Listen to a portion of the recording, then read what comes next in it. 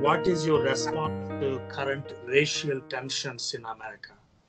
Well, I mean, I think that we're in a unique year in the sense that the expression of dissatisfaction has always been there. I just think it came to a head this year for several reasons. Number one, we had an event with the George Floyd death that it was worthy of outrage. Number two, we had a COVID situation where everyone was locked down, and the only legalized outdoor experience you could experience was to go protest. You weren't allowed to do this for any other excuse or any other event, but you were allowed to do it under the umbrella of protesting. And so you saw a lot of people who had been cooped up for a long time, 6 weeks, wanting to get outside.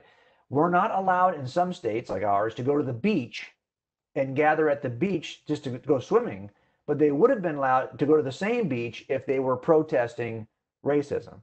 So this just amplified the number of people who were willing to do this, right? Not that there's not legitimate outrage, because of course there is, but the fact is we had a unique situation in America, at least, in which this was expressed, probably globally. Had COVID not preceded this, I wonder how it would have looked differently. We also are in an election year here in the United States, and this has been politicized, sadly. Look, in the end, I don't think the issue is even racism. It precedes racism. It's one step before racism. It's what I have been calling otherism. On our YouTube channel, I have the second playlist is something called Bridging the Thin Blue Line.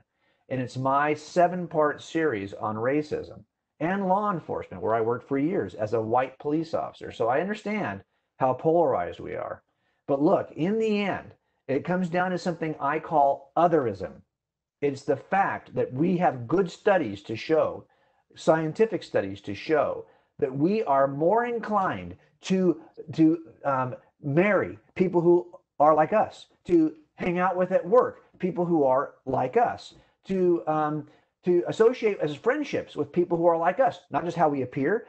If we have the same facial expressions, we're more likely. It turns out if you're married to somebody, you are more likely to share common DNA with the person you're married to than with some stranger you meet on the street.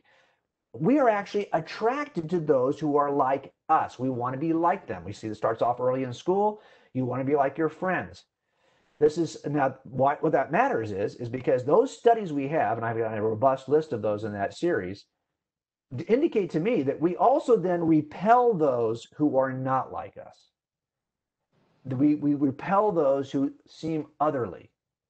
And this otherism, I call it, is at the root of sexism, racism, pretty much every other ism. It is our desire to hang around people who we see as similar to us. And this is the thing that is at the core.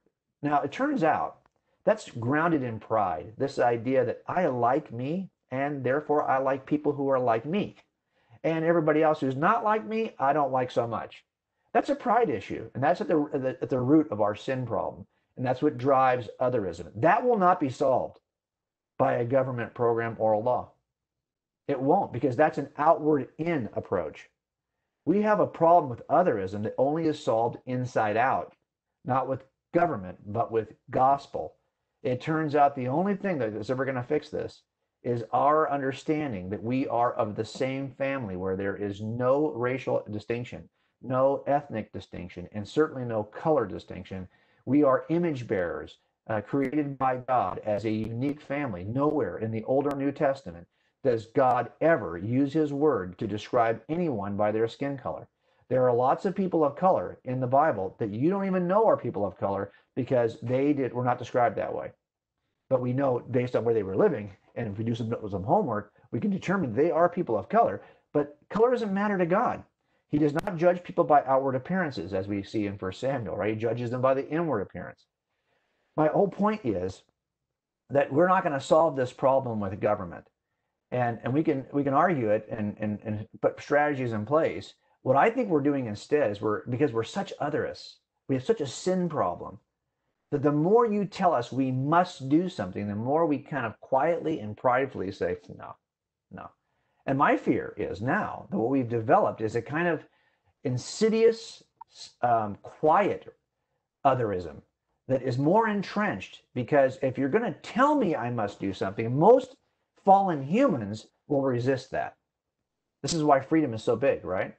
If you're going to tell me I have to think a certain way, at some point you're going to see a resistance to that. And so I am concerned that as we try to fix it outside in, that we're going to lose our battle, which is to fix it from the inside out.